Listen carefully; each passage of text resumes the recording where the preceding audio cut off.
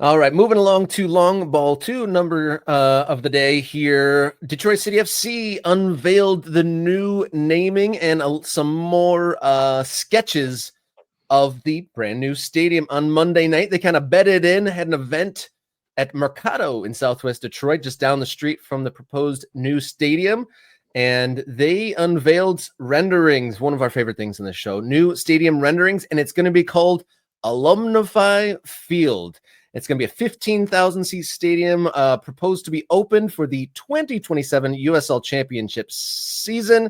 The partnership builds a relationship they'd already had. There was already front of kit sponsorships. Multi-year agreement reflects a shared commitment to positive change in Detroit and surrounding. Stadium will be built near the corner of Michigan Ave and 20th, and their season tickets are on display, obviously. But yeah, beautiful renderings here. So first event to my knowledge of like welcoming the fans to Southwest Detroit as the home of or future home of DCFC, but funded by a sponsor, AlumniFi Field. Doesn't quite roll off the tongue, but everything else around it is very exciting.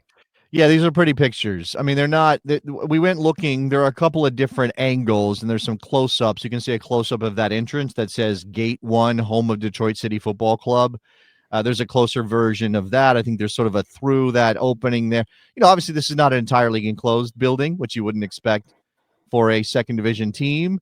They are aiming for 15,000. If you recall, again, I mentioned this already. We had Sean Mann on the program a couple months ago, and he talked about, you know, they had originally planned for something smaller, but obviously with USL going for a first division league and some of the things that have happened, you know, they decided that they could go bigger, and here they are. And I know there's some video out there, and they had the event, and Sean was speaking to the press. I mean, this, to think about the come up here, right? To think about what Detroit City was. What year were they established? 2012, something like that, Rob? Yes, so, I believe the real beginning spawning era is 2012. Yeah, so we're talking roughly 13 years. Okay, let's just use that number. They go from short season NPSL playing at Cass Tech High School in Detroit, Michigan. Yep. They a couple years later, still at NPSL, outgrow that building, move to Hamtramck, where they're playing in Keyworth. I remember there was a supporter funding round in order to fix up Keyworth a little bit. You know, they were using porta potties. When I visited during the NPSL era, when they brought me out, when I was doing the United States of Soccer, you know, the big news what they were bringing in shipping containers to be their clubhouse and where you could get your beers and everything else. And, you know, at that point in time, Sean was saying, you know, we're kind of more like a t-shirt company that plays soccer because of the money that they were bringing in from the imaging, how important that is. If nothing else, I mean, and Detroit City has earned everything here. But if nothing else, the lesson that they kind of teach everybody, and it is a little bit sad, but the lesson is get your imaging right, become popular in a way that goes beyond just you win games or lose games, and you can get to this point. One day you may be able to do this if all the stars align. But at the same time, they've done it on the field as well. Were really successful in NISA. They've made the playoffs every single time since they made the jump to the championship. But just for context, going from Cass Tech, straight up high school football stadium, wild atmosphere, that was predating my time. And they move over to Hamtramck and Keyworth, which they literally had to crowdsource both money and labor from their supporters to get that even beyond the what do you call it, derelict or a habitable status, to get it passable to have fans there, they had to put a ton of money and labor in there. And so I know that process really drew the fans and the club itself closer together than ever before. And that's an era, I mean, amazing that you could go from high school stadium to fixing up a decrepit old stadium. They've totally maximized that. You could say a year or two ago, you could almost see the writing on the walls that they were already outgrowing it. On those big games, there's 7,200 people there, and it's shoulder to shoulder. It's all pretty much all kind of benches and what do you call it? It's got a non-league English football vibe to it. It does. I mean, and everyone that I've brought there loves it. The vibes there are immaculate. And then over one wall, like the trains go by, and then you can see the old one of the remnants of which they've actually fixed up in recent years. There's a Negro League baseball stadium just behind that, so it's a very unique very cool venue that Detroit City are in now. So it'll be interesting to go to like essentially the third or fourth chapter of the existence of Detroit City in a brand new shiny stadium. And I'm sure the supporters wouldn't have loved it if there was leaning. I mean, the whole club seems to be against, using taxpayer money for entertainment and stadiums like that. And they've stayed true to those core values and sought out funding that doesn't lean on the taxpayer. So big bonus there.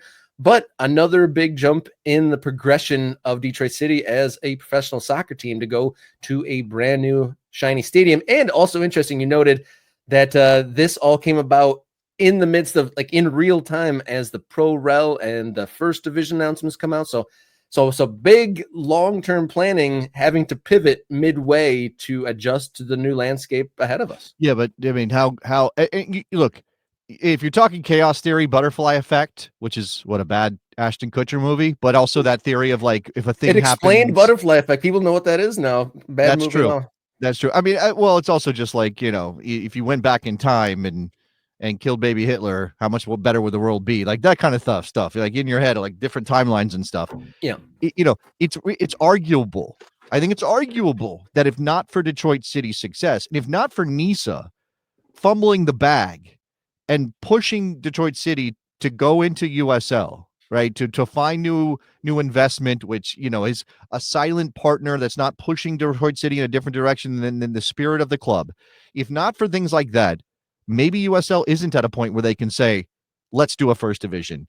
Let's do Pro Rel. You have to have anchor clubs like Detroit City. You have to have provable concepts. You have to be able to say, look at what Detroit is. We can do that with other places in this country. Now, there are other comparable stories, right? I think Chattanooga is a comparable story, et cetera, Chattanooga et cetera. is the led the way for Detroit. They kind of based their start on them. Without Chattanooga, there's probably no Detroit, right? But Chattanooga leads to Detroit. Detroit leads to this. And again, this is, at least in planning stages, leading to USL Division I and potentially promotion and relegation coming to the United States of America.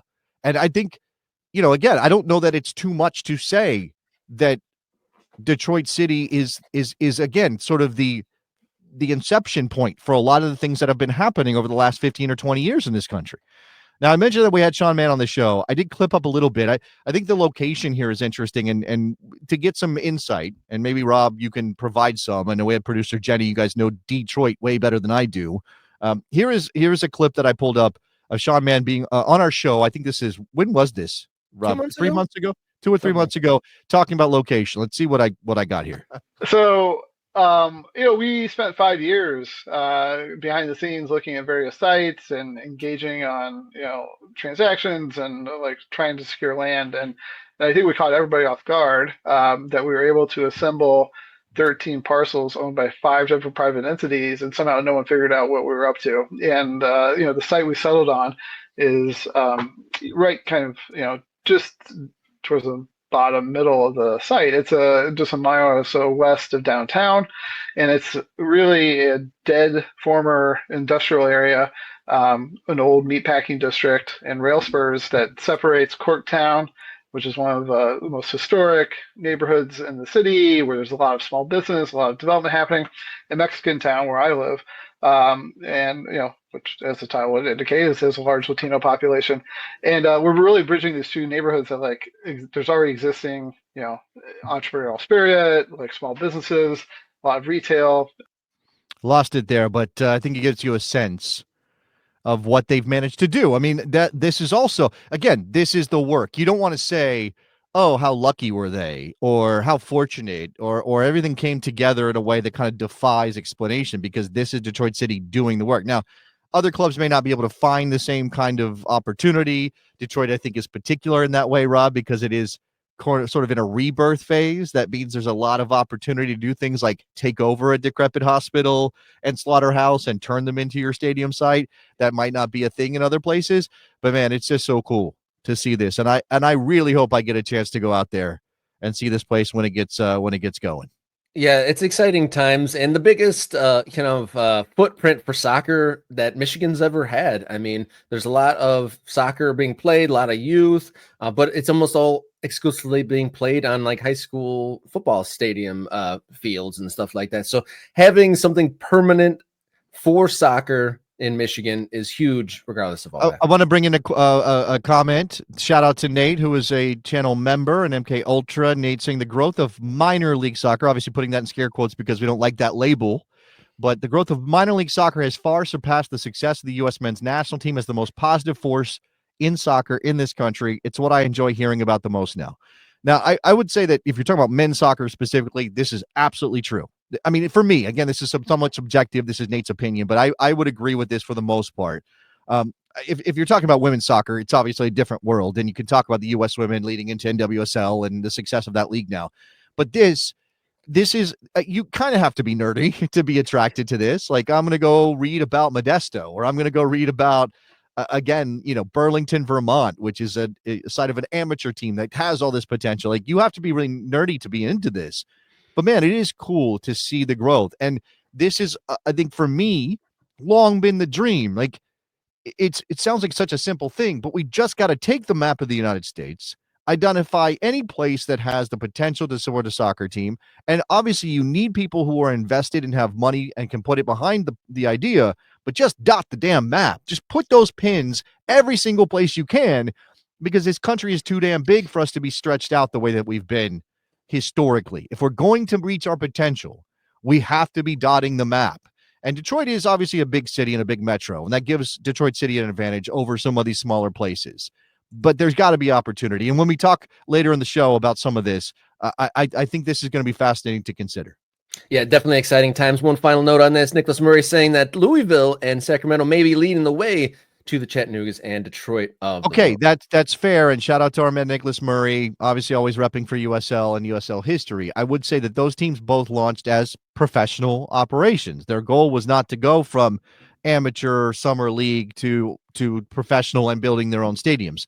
Obviously, Louisville City has their own stadium, and they are groundbreakers in that way. A second division soccer team in America building a stadium, and obviously with two tenants, one of them being in the NWSL as well, is fantastic. And Sacramento, not getting there yet with the stadium, and there's stuff there, and we're not going to dive back into that saga, but in terms of their attendance and the success that they had there, absolutely incredible story. Yes, indeed do. And then just locally, I know across the country, but just as far as startups of soccer teams doing grassroots and finding success, I mean, there's dozens of teams, amateur teams across Michigan alone that credit DCFC with the inspiration to start their own club. And I'm sure that spreads wider than just Michigan.